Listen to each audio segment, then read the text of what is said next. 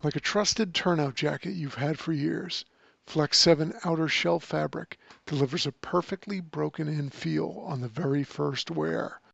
Flexible, comfortable, and powered with the strength of Enforce technology, Flex 7 outer shell fabric is made to move. To learn more, visit tenkatafabrics.com/flex7. Flex 7, powered by Enforce technology, only from Tenkata Protective Fabrics. Breathing in diesel exhaust fumes is like walking into a fire without a mask. Over time, those toxins lead to cancer. Protect yourself with MagnaGrip, the easiest, most reliable exhaust removal system that features a true 100% seal to eliminate diesel exhaust fumes. To get free grant assistance, visit magnagrip.com.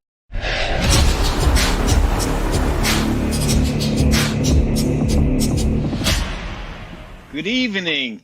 Welcome to the June edition of Fireground Strategies and Other Stuff from the Street on Fire Engineering Talk Radio. This is always so awesome. And we just got some great news for Mark, the guy who produces these for us, that we're averaging 2,500 plus viewers each and every month that we do the show. So that's pretty exciting to me. I thought it was around 1,100, but 2,500 is pretty cool. So we are reaching an audience, which tells me we are making a difference. And you guys can either text or get to us on our webpage. And if you have something you'd like us to talk about or a response to something we said that you agree or don't agree with, I think it would be great. I think it would help expand the areas we go. It's not just our fire world, it's your fire world. And we have a web page? Well, we have not really a web page, our Facebook page. Yeah. You know, okay. Which is getting filled with a lot of people posting nonsense on it. Is it really? Yeah, I see, you know, like kind of ad stuff that's happened to everybody on Facebook. So okay. Yeah. Well. You know, it's not too bad. It's not as bad as my personal, but you know, so before we begin the show, I'd like to talk. I just got back from vacation, which was absolutely wonderful, and I was in North Carolina. I met some people that knew Chief Avillo and know about his father being a legendary coach. I don't remember their names, but I lent them some bug spray while we were down there walking in the woods. But Nancy Belladonna. Yes, I remember the name of Belladonna. I don't remember the guy's name. So anyway, it was interesting, and you know, the fire service world is pretty small. I met a friend of mine who was an assistant chief in Connecticut for a while, was a salesman for Shipman's, one of the companies that is a local supplier of SCBA and fire trucks and stuff like that. And he's retired, living down there. I saw him, you know, so no matter where you go, you meet firefighters that you know from, especially if you're in the teaching circuit. You know, I ate in a taco place that Jonas Smith recommended to me because he vacations on Oak Island all the time. And you know, so the fire world is smaller than you think and bigger than you think. So our show's going in a different way than we usually go. I hear talk about the culture in the fire service dying. And in my humble opinion, or not so humble opinion, it's not dying, it's changing. And us older folks need to adapt to it a little bit. You know, I hear people say, well, when we were firefighters, young firefighters, we used to put roofs on each other's houses and help people move and do that. That's still going on. Maybe the whole shift doesn't come anymore because everybody lives in a busier world. But that over 30,000 people, I believe close to 35,000 people came to FDIC this year. That tells me that the culture is there. They're still excited. There are people that are sharing and learning and excited about the fire service. So it certainly isn't dying. And next month, hopefully, we'll have Rusty Ricker, the president of the New England Fools, joining us so we can expand on this a little more. The National Fools, that organization tremendously and very inexpensively is trying to keep the culture alive. And I know, Chief Avillo, you're a member of the What Exit Fools, and if you're The from What Exit What Fools. Exit Yep. Fools, What Exit? What Exit? Yeah. If you know anything about Jersey, you know about What Exit. So, Chief, why don't you Right. expand on the Fools, first your organization and then the larger organization? Well, we're a new chapter actually, and I was in another chapter, the Jersey Fools, I guess they were, and there's also the Revolution Fools. I think that's who they are, up in North Jersey.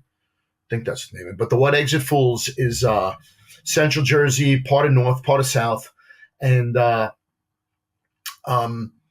some really cool guys. I'm really, we do seminars every couple of months. We had Nick Papa come down. We do it in a place called the Reef and Barrel in Manasquan, and it's a bar, and we do the seminar right there, and then like on a Sunday morning, and then the bar opens for like a brunch, and it's really cool. We had Doug Mitchell down there. Trying to think of who else. I don't remember, but we're doing we have a cornhole tournament coming up. We do a bunch of different other things as far as we do forcible entry training. They just did EV training, or EV training is actually coming up.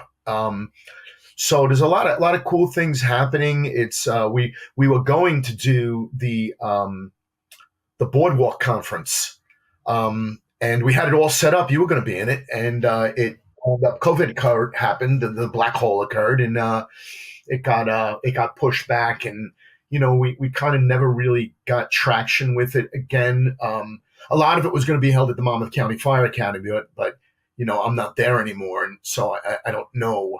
I mean, I'm sure they could still do it there, but I don't know. It's not. It's probably not quite as fools friendly as it was when I was there. But maybe this will push them to that direction if anybody looks at it. Yeah, the organization is great. I remember when the Fools first started, Mike Stalling and Walter Lewis and those guys down in Florida. I believe I'm an honorary member of that chapter because I went down to the conference down there. But there's Fools conferences all over the country. And if you are part of the fire department, you should reach out to a Fools chapter near you to join because it's great. It's great training opportunities. It's very philanthropy based. Tough word. And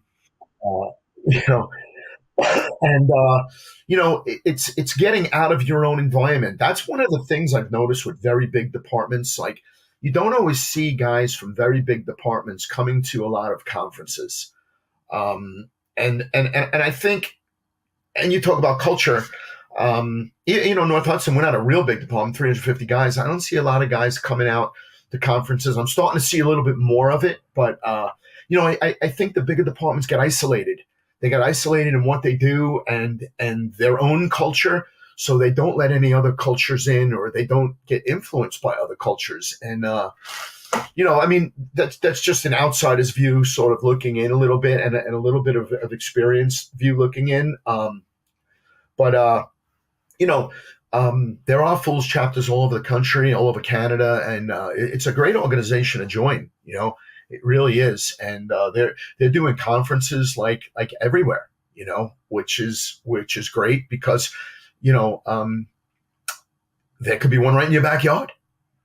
So I think it's a very worthwhile organization. There are tons of other worthwhile organizations out there. I know I'm rambling a little bit, but I always said that sometimes the pool's a little wider than it is deep now because of social media. But you know what? If you've been in the business long enough, or if you have someone that has been in the business long enough, and you're thinking about looking into one of these organizations, ask around. Look before you leap. Because the water may not be so deep. Yeah, absolutely. And that's so true, especially some of the state organizations. I'll talk about New York State. They have two great organizations. They have the New York State Association of Fire Chiefs is one, and they do a great conference in Syracuse every year. They have a big block party on Friday night. And then there's FASNY, the Firefighters Association of New York. So they do a good job. They're different. The FASNY was kind of fading out of the training business, but they're getting back into it. But there's so many other things. And going back to the fools, Right. they're all Well, for there's the also the culture. professional firefighters, right? Professional firefighters in New York. That's the third one. Oh, yes. Yeah. And that's actually a local, but they do, again, but They do they do. conferences all over the state too. Yes. And, Mm-hmm. most of New York is volunteer, just like most of the rest of the country. And Mark and I were talking before the show started, and he says it's about 85% of the nation is covered by volunteer fire service. So that's okay. And there are people who cater specifically to the volunteer side because they have a whole different world. Their recruitment and retention problems, funding issues, keeping members in a volunteer organization, and that's everywhere, I believe.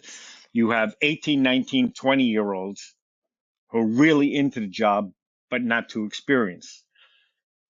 And then they get married, go away to college, or whatever the case may be, and then they leave the service. So you have a big gap. And then you have people our age, the older folks. And in my case, I'm 68 years old. Can I do the job? Yes, it just hurts more. Don't be shaking your head at me. I wasn't shaking my head. But so there's a big gap in the middle with people with some experience and physical ability. And then, and I think that's a problem. So they have a unique set of problems that the career side doesn't have. But the career side has their problems, also contracts and labor negotiations and the like.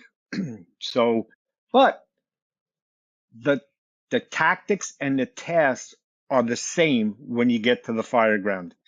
Whether you're showing up with 25 people or 3 people, you still have to force entry, you have to search, you have to stretch a line, you have to ventilate, and in many cases also provide EMS.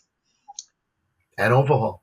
And overhaul, absolute overhaul. And I see that gets neglected. Salvage is neglected everywhere now. Everywhere.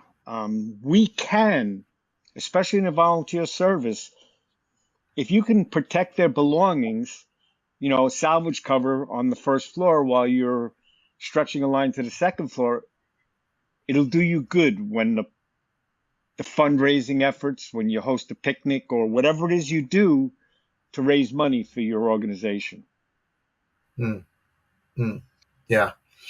And listen, these organizations also have their own cultures. It's just not the career organization. And some of them are good, some of them not so good. A good friend of mine, and we might have talked about this before, Jack Houston. He's a retired cop, but he's also extremely involved in the Monmouth County Fire Academy, the Middlesex Fire Academy, and the Middletown Fire Department, Community Company Number 4. And he wrote an article for Fire Engineering. It was called "Which Door Do You Enter?" And he said there are 2 doors in the firehouse. One leads to the apparatus bay. The other leads to the TV room and the social area. Which door do you enter? And he talked about like your responsibilities and, as far as, being part of a department. It's not just a social engagement. While it is in some respects, he said, your real mission is through the apparatus door, and it's a really, really good article that they did, and Jack Houston's, he gets it, he gets it. And a lot of them do, I've been exposed to the volunteer fire service in Bergen County and Monmouth County. And, there are a lot of people out there that get it, but there are a lot of people that don't, and they take advantage of the system, or, they just do it for, the beer, and you kind of, I guess you can do both, but you have to know where your priorities are, you know. Absolutely. And the social side can do so much for the culture that we started the show talking about. If you have a strong culture on the social side that has influence on the apparatus base side, it can help improve that. Um, if your county and or state has good training academies, they can, I don't want to say pressure, that's a bad word, encourage the members to take advantage of this training to make them better on the fire side. And we also have to talk to the guys that sit in the back row in the volunteer firehouses, maybe even on the career side. There's the curmudgeons that sit in the back row. You newer people or mid-level people in the volunteer side, don't let them steer you away from the core mission, which is the fire service. Training, tools are changing. Our thoughts on policies and procedures are changing. Great article in Fire Engineering about the end of the 2 in, 2 out and the discussion on the 2 in, 2 out. I think that's a good discussion. I understand why 2 in and 2 came out, but it's too restrictive. You just look what happened. I don't know whether I should say again. Doesn't work. No, it's not practical. I'll give you an example, and I don't know what I should be saying on this show. You look what happened to Danny Dwyer down in Georgia. He made a grab. Well thought out. There was crews with him. There were people arriving within a minute, and he got disciplined for it. What the heck? And you saw when David Rhodes put up the video when he did his opening ceremony speech, and he showed that fire in Florida. I don't know where it is, and I'm not going to name departments, but a woman was on the phone saying she was there. And I don't know how many minutes was, I don't remember, but I believe it was 20 minutes, and nobody made entry. Yeah. Why are we here? Well, technically, the 2 in, 2 out doesn't apply when you have a life hazard. And how do you know you don't have a life hazard? When you do a primary search and say all clear, then you don't have a life hazard. Yes. So the 2 in, 2 out doesn't apply at that point. No. But it's also when you don't know. We all danced around 2 in and 2 out anyway. We know that. An engine shows up. I'll take my community, small community. The other engine the second due engine and or truck could be 10 minutes behind you. They're coming. They're 2 blocks away, or they're a half a mile away. What's preventing you from, obviously the rule is, but the sooner you put the fire out, the safer everybody will be, including the firefighters. If you say, well, we're gonna wait as the fire grows, is that the safest thing? Well, listen, and technically the incident commander and the pump operator can be the 2 out. So, listen, if there's no chief on scene, then like if you were on scene, you're part of the 2 out. And again, that's it's part of the Band-Aid over the crater. Let's send our incident commander and a guy controlling the water into the building. If someone, when someone's getting in trouble, it just doesn't make sense. It was not well thought out, and it's just not practical. So we have a responsibility to do better. Yep. I'm gonna tell a story very similar to what I talked about. A friend of mine who's retired, he moved to a community, and there's a fire department there, and he rode with them a little while as a retiree and watched them work. And he was telling me that there was a room and contents fire right in the living room, right inside the front door. These guys set up, what those blitz fire nozzles are? They're pre-connected to a 2.5. You drop them 500 gallons a minute. Well, they dropped the blitz fire nozzle and floated through the window. room and contents fire. You could probably put it out with less than 100 gallons of water from the front door, two steps in. And one of the comments was like, why did you do that? Well, there's fire in there. And his answer to them, I'll say in a very sarcastic way, was, what does it say on the door of the vehicle you showed up on? And the word is fire department. That's why you're here, because there's a fire inside this home. And you're in a 2,000 square foot ranch. Room and contents fire is, you could have done that. No, I'm not even going to say it, but with a booster, I am going to say it. But 1.5 inches or 1.75 inches, you go one step in the door as the other units are, and you put it out. Problem goes away. I mean, I shouldn't be critical of other departments, but we're starting to lose some of, not all departments, a lot of departments are starting to lose that. And I'm going to say assertive, because aggressive is a bad word, and I don't believe that. That's what we're there for. Let's go do it. The culture. Well, you coined the term educated aggression. Yes. I got that from you. Educated aggression. You know what? You could be aggressive, but you know what? That aggression should be based on, knowledge, experience, and, understanding of fire dynamics and building construction. And that makes you, lets you make a better decision on, what you're going to do, and so aggression without education is could lead reckless. is reckless. Yes, is reckless. You know, All right, now I got to write that down. and also aggression without education is reckless. Is often reckless. Something I stole from John Salka. He talked about showing up at a fire and not doing a search when it's possible is criminal. He said it's criminal. And I don't know that it truly is, but in my mind, it certainly is.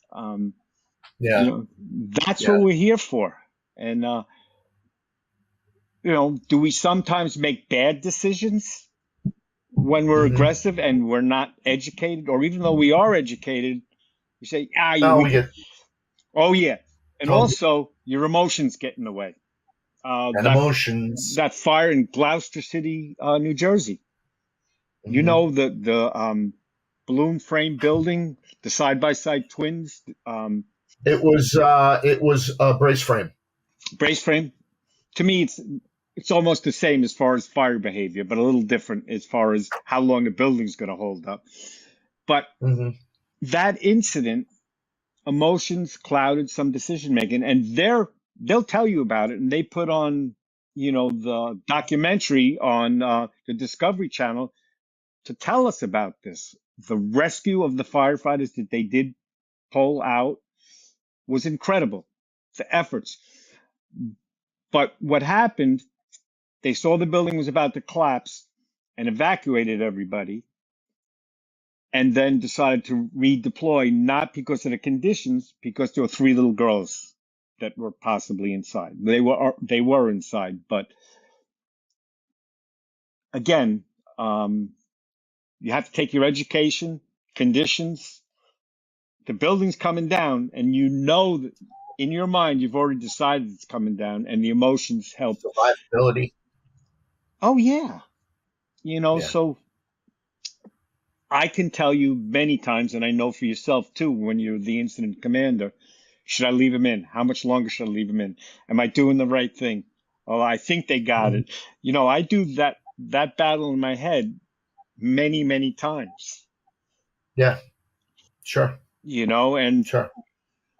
At this point, I'm retired, and it was always the right decision. Whether I pulled them or didn't pull them, no one ever got seriously hurt while I was running the fire. Right. I'm sort of, I don't like to use the word proud, but fortunate, I guess, to be able to make that same statement. It's both. Yeah. And again, a lot of that has to do with leaning, if that's the right word, on your colleagues that are operating inside, your division commanders and people with experience that you trust, that you say, hey, look, I'm looking at this. What are you seeing? What are you thinking? I'm thinking about this. What are you thinking? Because he's right where the problem is. That's okay. That's okay. There are times when I've pulled people out when I got a report from somebody that I wouldn't have pulled them out, and there were other times that I wound up leaving them in because of the report I got from somebody where I might have pulled them out. So you can't make all the decisions alone when you can't see everything. No. And you know what? Ooh, it's also knowing your people. You had your company officers. You had some that you absolutely trust, maybe senior to you, maybe junior to you, that you believe they know what's going on. They're situationally aware, and Mm-hmm. you get a report from them. You ask for a report, and they tell you, "We got this," but you hear something in their voice. Yeah, I think we got this. That should trigger some Yeah, things. But also sure. know your people. I had this one guy who was my truck boss. He's now a battalion chief. BC Chris Sunwall. I trusted him, immensely. And Rick Gibson, who you've Right. met, both Yeah. now, well, Rick's retired, but both moved up to be battalion chiefs after that. You trust them. But then there are other officers, either an overtime guy you don't know or somebody you do know, and you're not so comfortable with the reports. You have the guys that are overly aggressive no matter what, and then you have the guys that are timid no matter what. Mm-hmm. So you Yeah. have to understand who they are by working with them and training with them. The battalion chiefs and deputy chiefs are not exempt from training. You need to learn what your people are Mm-hmm. Mm-hmm. capable of. And sometimes it shows up at training, and sometimes it shows up at fires. But if you can identify that and learn these things before the fire, it's way better. Yeah, that's the best. That is the best. Um, yeah. So look where we are and Yep. where we started. We're away from culture. So let's go back to culture.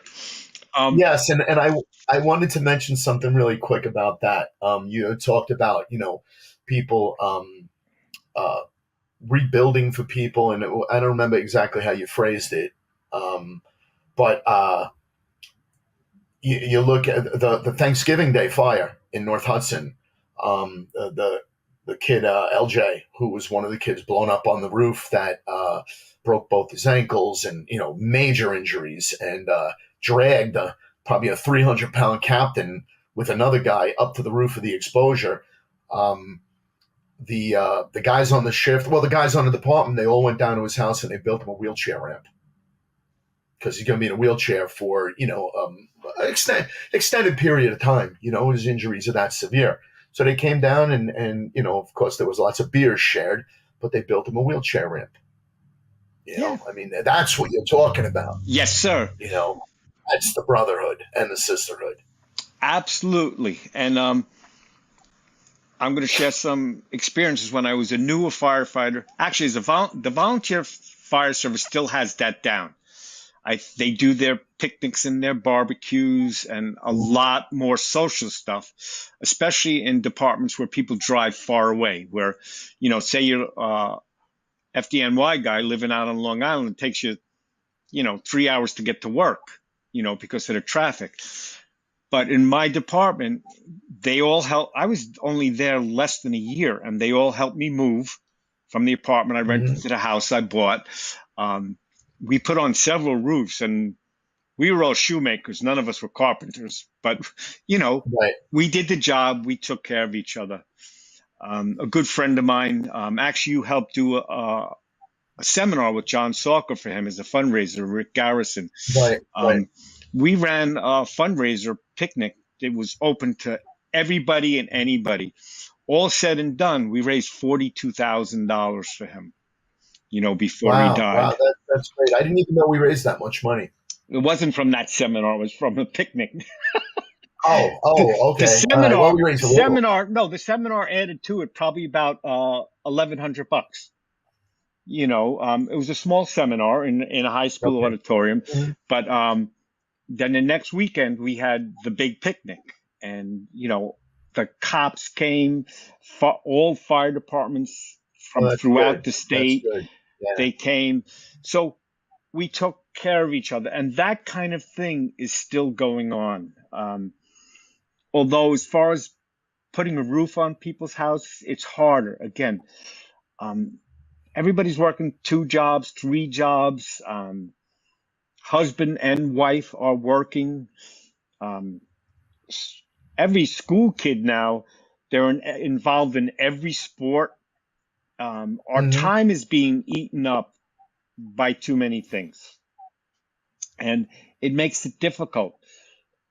But if you can, fight is a bad word, encourage that camaraderie and helpfulness within your organization instead of sitting in a lounge chair on your cell phone and texting with somebody or on Facebook. At the kitchen table, you can talk about, hey, do you know Billy's kid is sick, and maybe we can do a raffle or something for him. Bring it up, try to keep it alive. Takes no time.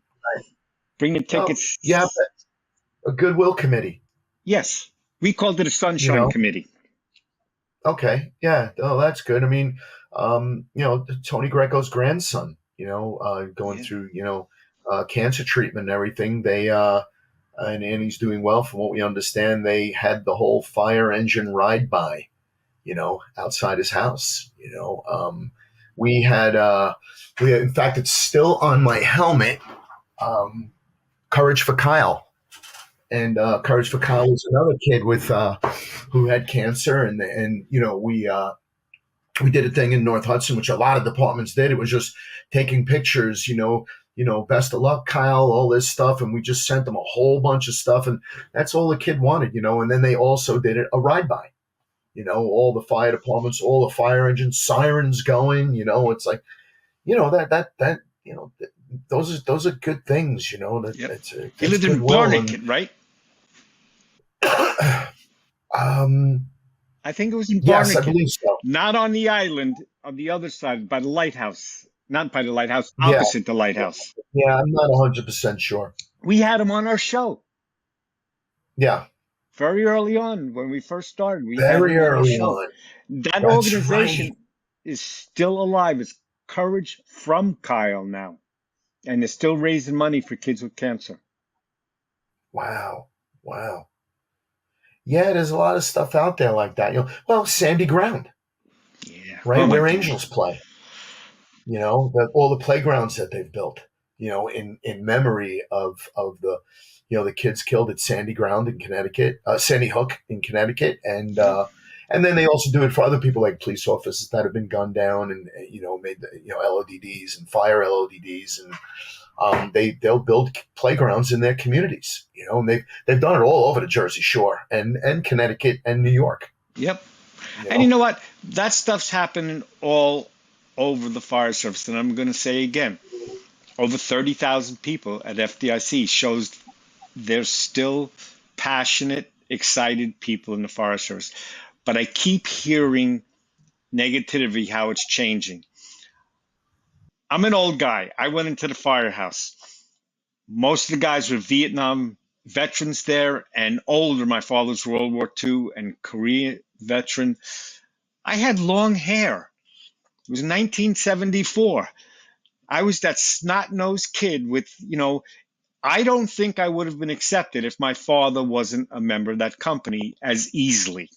I mean, I was. I mean, they were great guys. Don't get me wrong. But I was the change, not just me, many other people, trying to move. So I was different, and but I think now what we have is we have so many people, things competing for our time, our iPads, our cell phones, et cetera, et cetera, et cetera.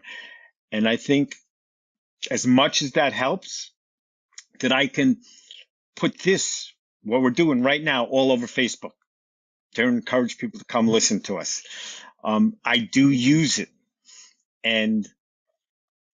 But when I walk into the firehouse and I'm having breakfast on a Sunday or a meal with the guys when I stop by and visit, a lot of them are sitting at the kitchen table on their cell phones. Yeah. Now there should be a rule, right? If you're sitting at the kitchen table, your cell phone is not with you. Right. Well, on my shift, I discouraged it strongly.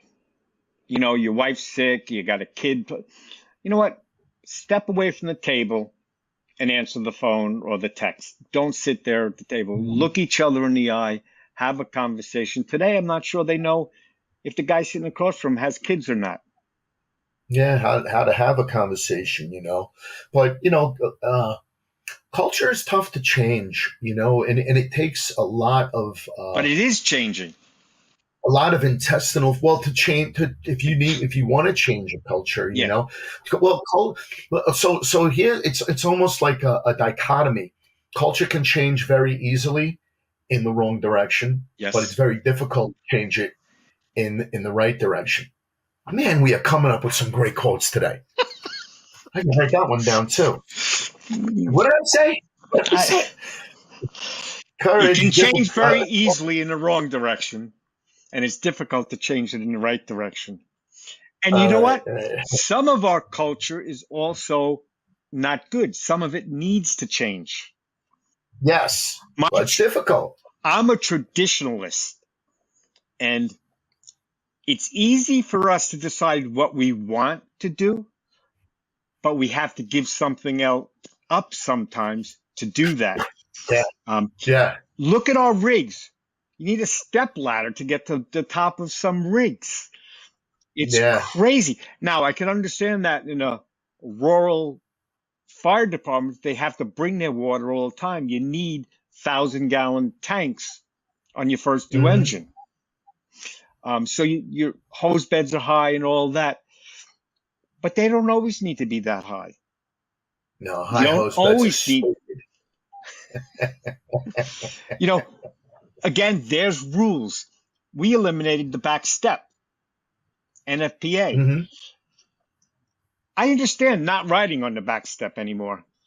But when you're packing hose and you have a back step that's 11 inches long and you're standing up there and feeding hose up into the hose bed, that's not safe either. Into the hose bed that's 9 feet high. Right. So there's a culture thing. Oh, it's not safe to ride on the back step, so let's eliminate it. How about just saying no riding on the back step? Yeah, no riding the back. Put the handrail. Remove the handrail. But you're right. There are a lot of cultural things that were, that died they died not easily. They didn't die easily. Yeah, and we're not wearing an SCBA. Oh my God! When I first started, seatbelts, it's still a problem in places. Look at how many ejections in the rollovers that we see. Oh, and they say firefighter was ejected and killed. Well, is the rollover the cause of him being ejected? Yeah, but what was the contributing factor? Well, he didn't have a seatbelt on. Didn't have a seatbelt on. Listen, culture's tough. And people know it when they see it. Listen, when I came on in Weehawken was a department that had been taking a nap for 30 years. They what were great expression. Taking a nap. Like that. Well, that's a floodism. But Flood and a guy named George Brown and Timmy Finnegan and a bunch of guys, they started to move the department forward. And it was very, very difficult to do, really difficult. But there was a great chief by the name of Gerald Ubig. He wasn't chief of department, he was chief operations. And he allowed these guys to do that.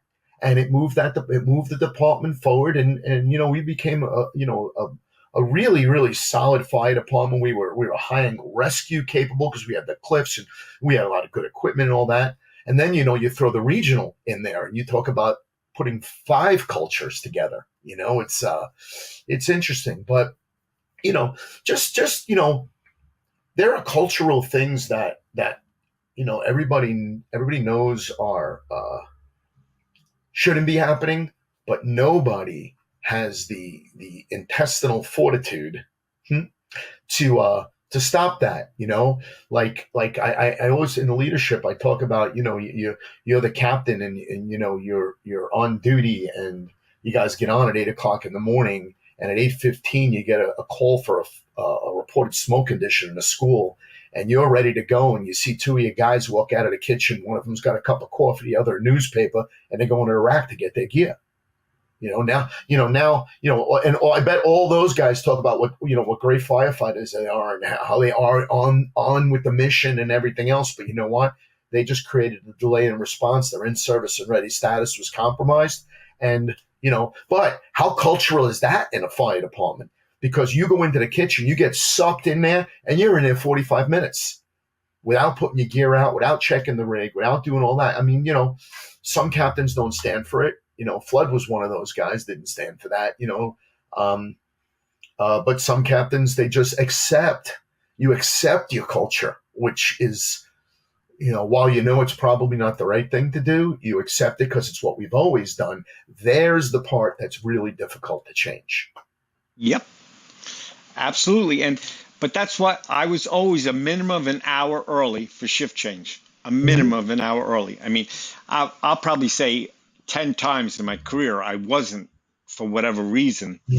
But yeah, before you go into the kitchen, you go down, you get your gear, you go talk to whoever you're relieving, both as a firefighter and a company officer.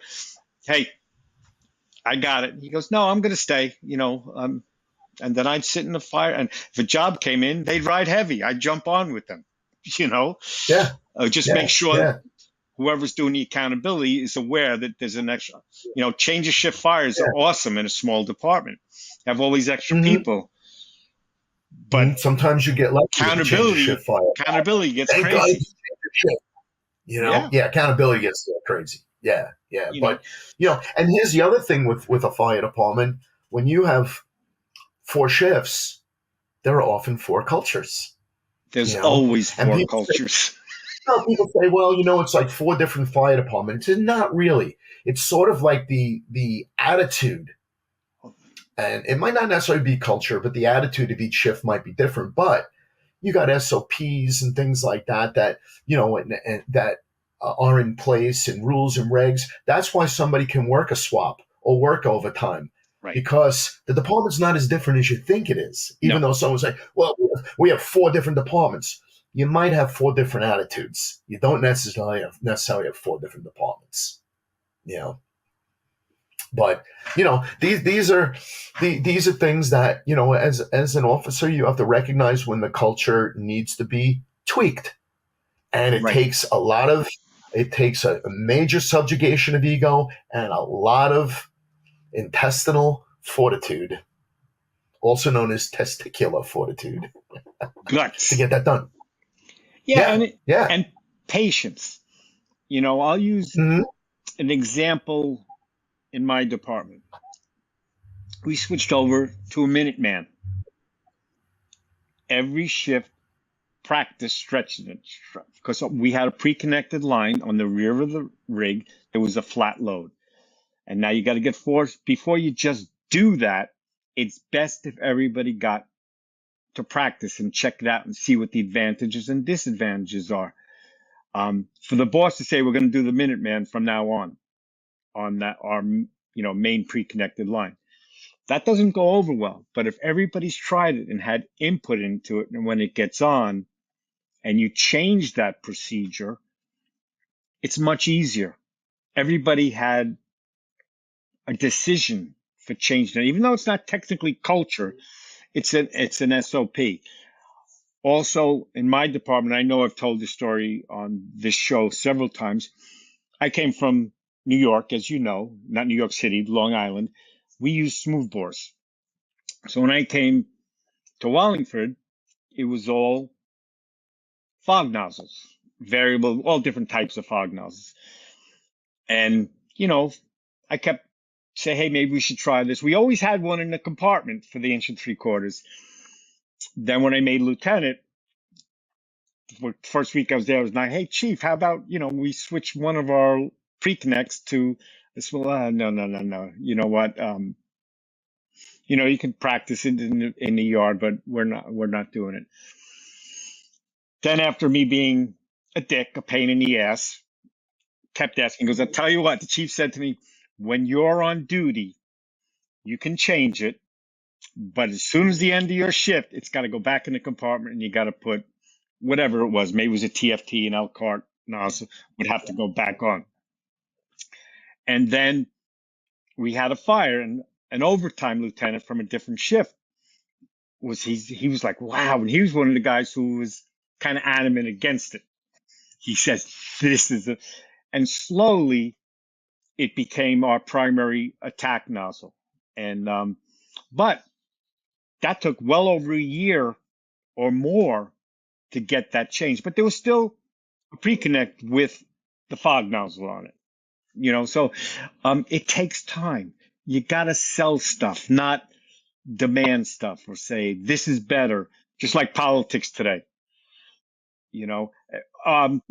Is it getting time where you need to do what you got to do?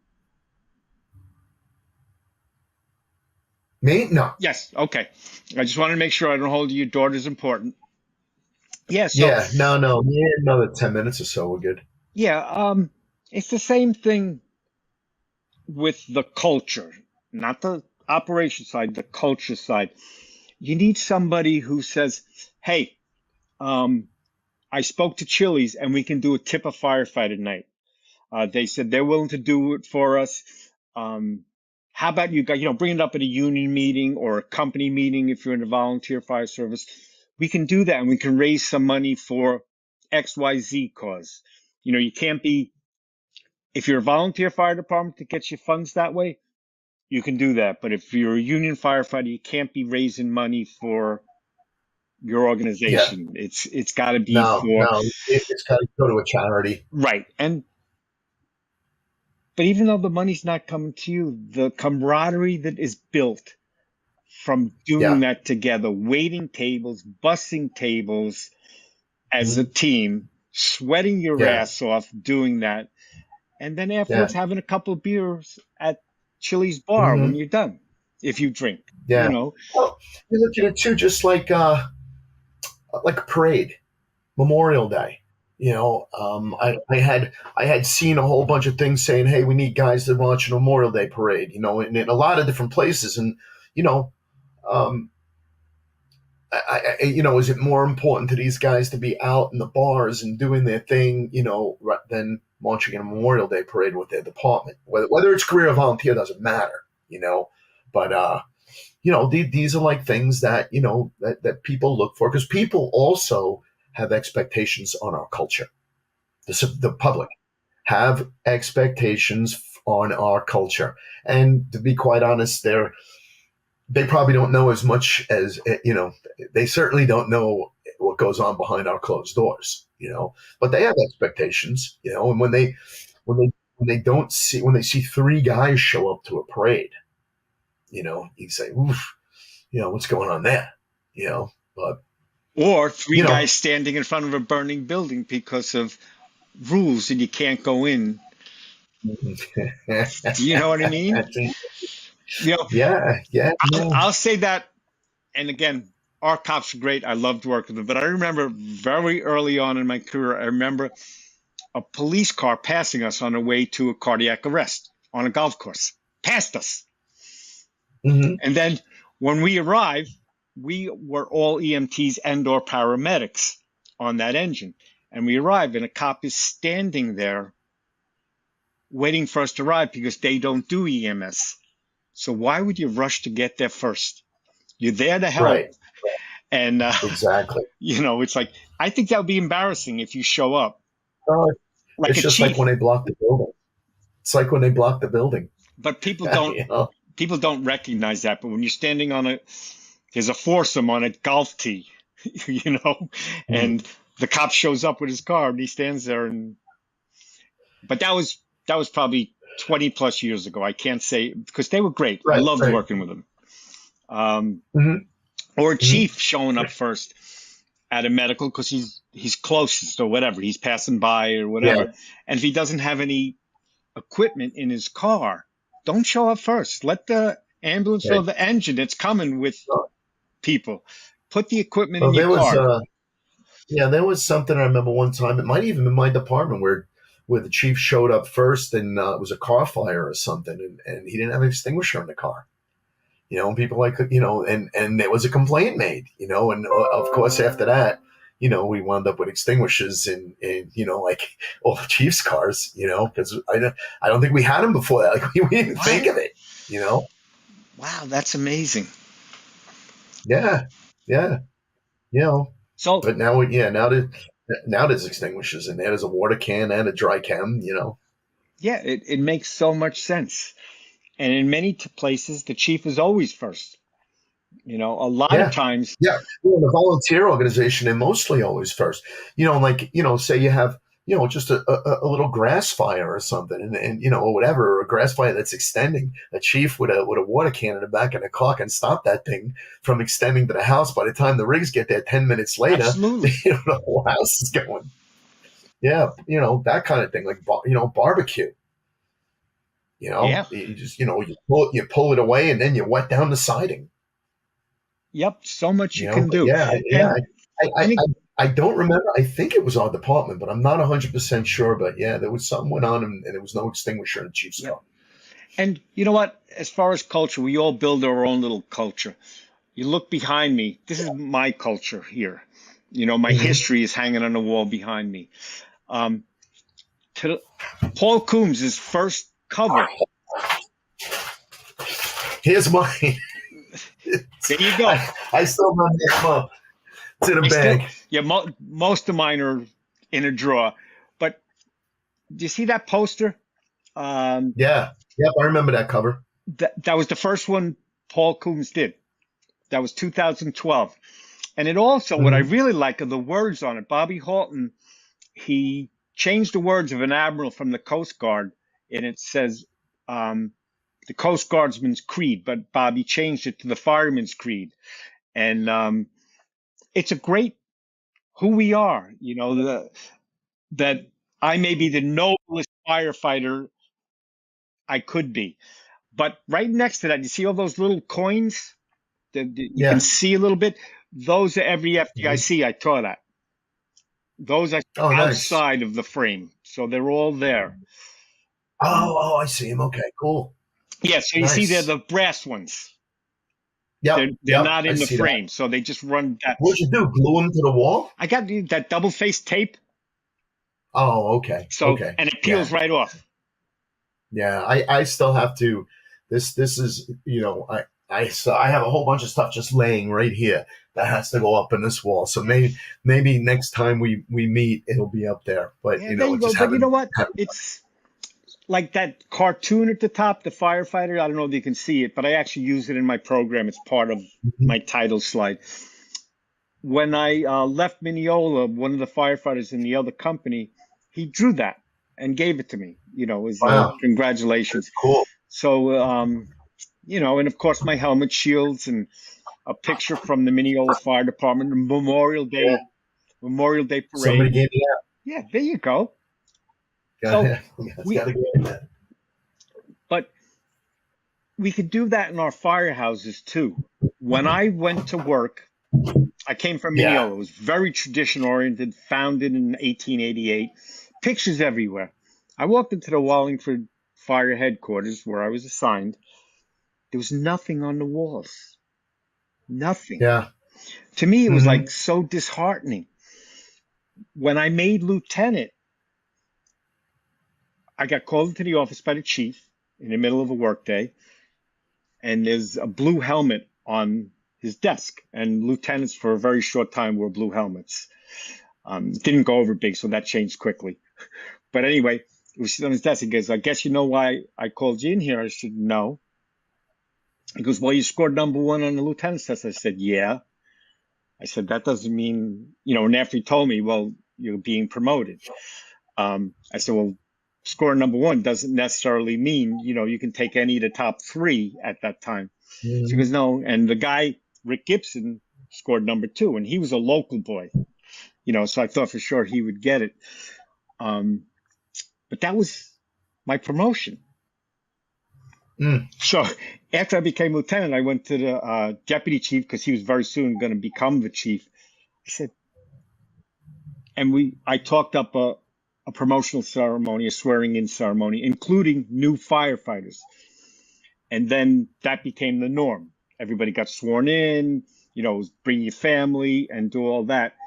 And this guy, Brian Owen, started getting historical pictures and hanging them all over the firehouse. Now, I was not the catalyst for that. Brian did that on his own, but it was about the same time. And, now there are pictures from when we were firefighters and our firefighters going back 50, 75 years all over culture the and tradition. Culture and tradition. Yeah, so when you walk into the firehouse, you're part of something bigger than the brick municipal building. The brick municipal building is like, it's not a fire station, it's a firehouse. And amen. I always called it a firehouse. And when I started traveling out west, they all called them stations, fire stations. And to me, that was kind of a letdown. Yeah, it's cold. It is. And somebody on the internet, I don't know what the name of the department is that have this, they actually made a saying about it. You're not walking into a station, you're talking into a firehouse. We live here, treat it like it's your home. I saw that. Yeah. And I think that's great. And see, that's somebody trying to build the culture. Yep. Build the culture. Sean Duffy, build your culture. Yeah. Right? And that poster behind me from Paul Coombs, if you can find that thing, just read that. It's amazing, but it was taken from the Coast Guard. And I believe their saying is semper paratus. Like the Marines are semper fi, semper fidelis, which is always loyal. It means always ready. Semper, that is the Coast Guard's little Latin saying. So nice. It's interesting. So little things like that can build and save your culture. I know one of our traditions that's not going away is our helmets. It's our tradition. Is it the smartest thing? Maybe not. But this is who we are. This is who I am. I have my father's original all-leather fire helmet. It didn't even, you got it to your size. There was never abandoned. There was no ear flaps. I have my first leather helmet that was leather, but it had the suspension system inside it, with my Burkeye shields. But that's tradition, and it inspires our culture. People say, well, this is safer, it's lighter, it's better for your neck. But that culture is who we are and who we should continue to be. Will they change eventually? Probably. But they'll probably be throwing dirt in my face before that happens.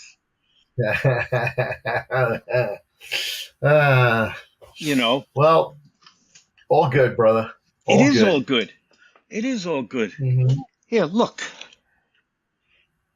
All leather, made by the Carnes Company. Nice. There you go. And that used to fit on your head. No, my head's way too big for that. But someone gave me that as a gift when I stepped down as captain in Mineola. We should do a show about show and tell with some of the things we have and the stories behind them. Wow. Because I have a bunch of stuff here that we don't have time for now. But I'm going to tell you one story about that. I have a crushed white helmet down in my basement. I don't have it in display. So the chief's car is in front of the ladder truck.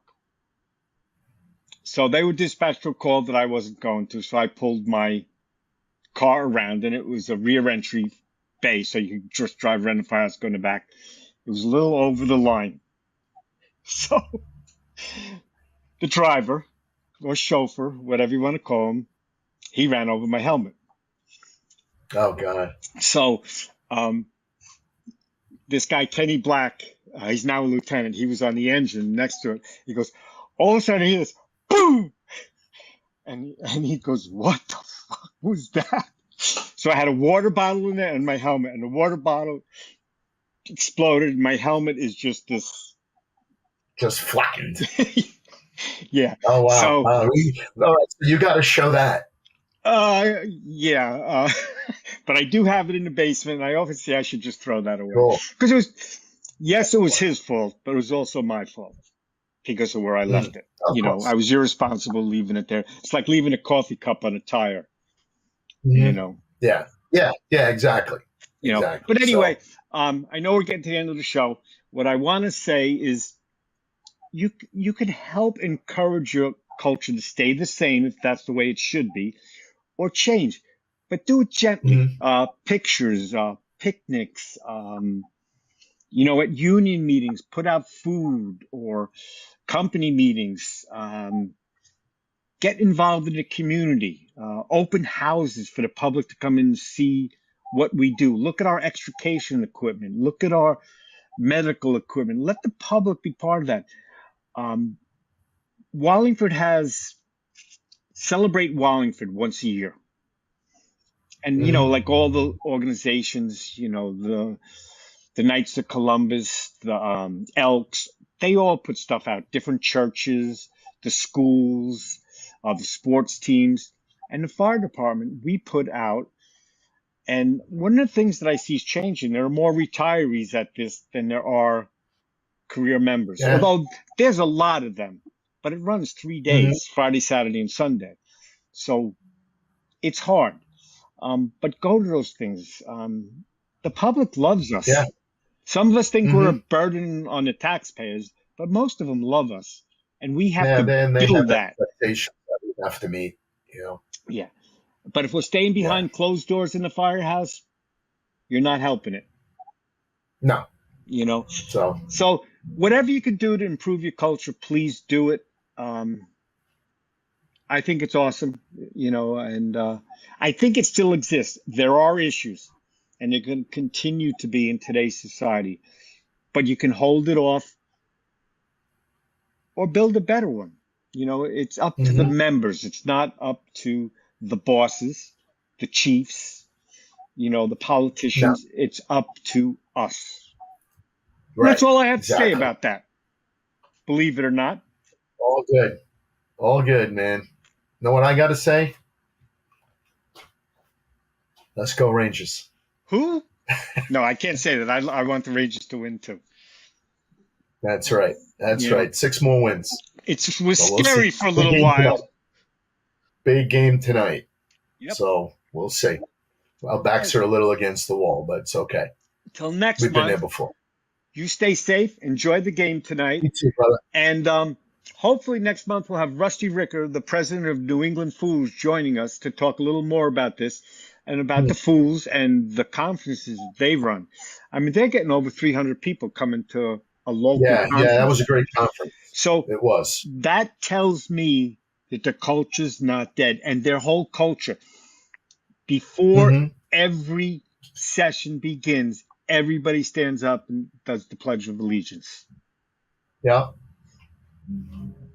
Yeah. I mean, their traditions are so good, and I think they're keeping it going. And there are many more. I don't want to say the opening ceremony at FDIC. How inspiring is that? That's, again, the culture. They're building the culture. And revolution. Yes. Yeah. And you know what? That was what I love. I knew he was coming out with the guitar, and he told me it was for you. And he told me that morning when I met him in the hallway. I didn't expect what he was doing, but it was great. It was great. It was great. But anyway, adios till next time. Thank you so much for joining us. All 2,500 plus of you. Thank you. Thank you for tuning in. Duff, I'll talk to you, brother. Stay safe, brother. Give your daughter a hug. You too, man. Thanks.